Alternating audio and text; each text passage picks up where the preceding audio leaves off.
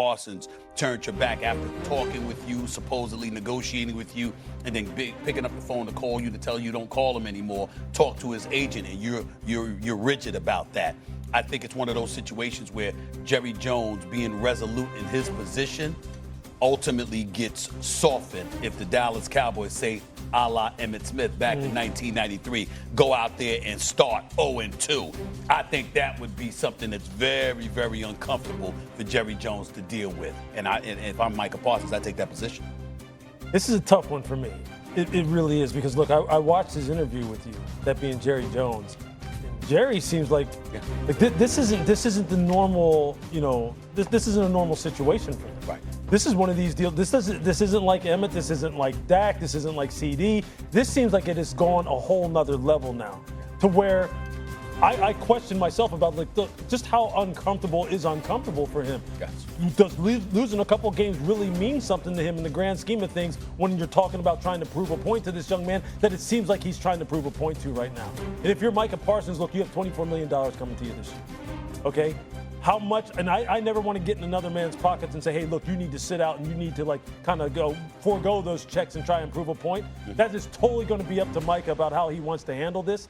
I agree with him that it shouldn't have never gotten to this point. I agree with him, in terms of his stance of wanting to be traded and wanting to move on from Dallas, considering how things have transpired over the past couple of months. I'm with him on all that. But as far as this, should he sit out? Should he not sit out? Should he make Jerry comfortable? Will Jerry cave after a couple weeks and maybe they lose a couple games? I don't know. Because this seems, look, that interview that you had with him, I was like, damn. Yeah. Like, this is like, He's dug in. Yeah, exactly. This is not the normal way of doing business here. Right. This seems like an old-fashioned, you are not going to tell me what to do with my team. Exactly. This is my team. I'm the owner, I'm the general manager, and I decide who gets paid and when and how, and no one's going to tell me otherwise, especially not your agent. Look, what did he say? There's no room for a third? And this nigga, I was like, what is he? He said there's two people.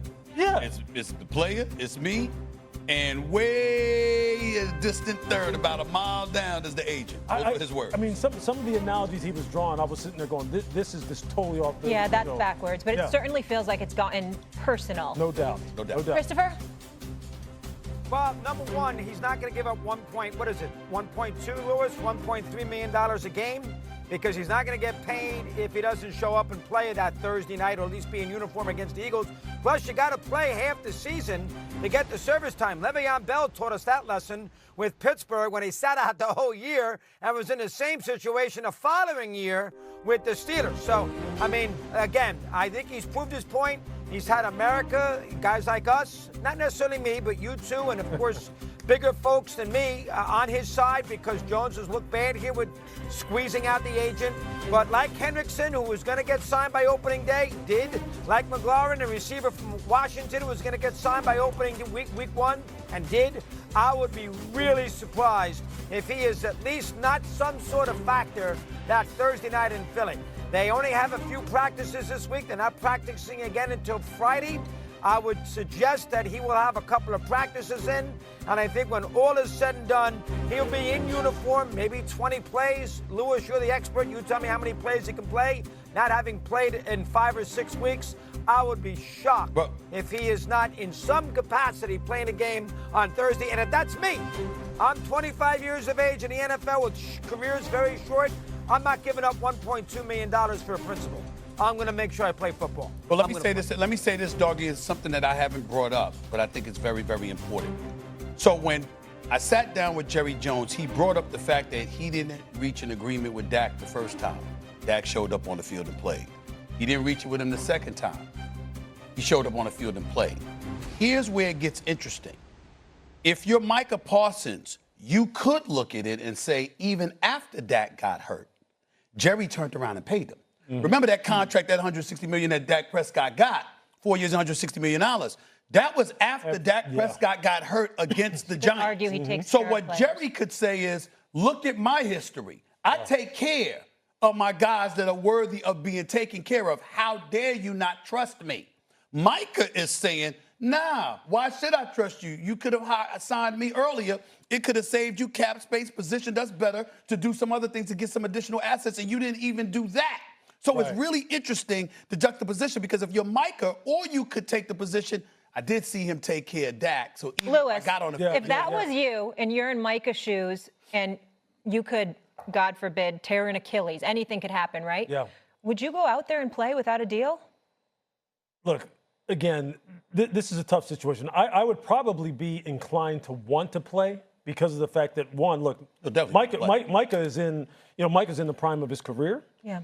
And it is $24 million for the season. And look, that is something that'd be hard to sit there and go, hey, look, especially when I'm trying to read the room, so to speak, and I'm listening to what he is saying about my agent, about me, talking to Stephen A. I mean, I'm sitting there going, man, this guy really does seem like he wants to show me something like, hey, look, I have money that goes on for generations, young man. I can sit here and wait this out. I'm making money regardless of whether you're playing or not, whether we're winning or not.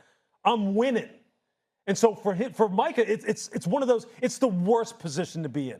It's the absolute, for him, it's got to be freaking agonizing that this is a guy who brought him in, obviously has shown the desire to want to go ahead and extend him. But now, because of the fact that I didn't have my representation, he thought I had a deal. Now he won't talk to my agent. Now he's dragging it out and making it this soap opera. It's the worst position for him to be in. If I was laying odds on this, I would expect, I don't know. I think Micah will play. Yeah. I do. Yeah. And it's not because I believe he should or shouldn't. Right. And for the people who say, hey, look, if he did sign a deal, that it would be malpractice for the Cowboys to put him out there. Look, Aaron Donald went through the same thing in 2018. Didn't take a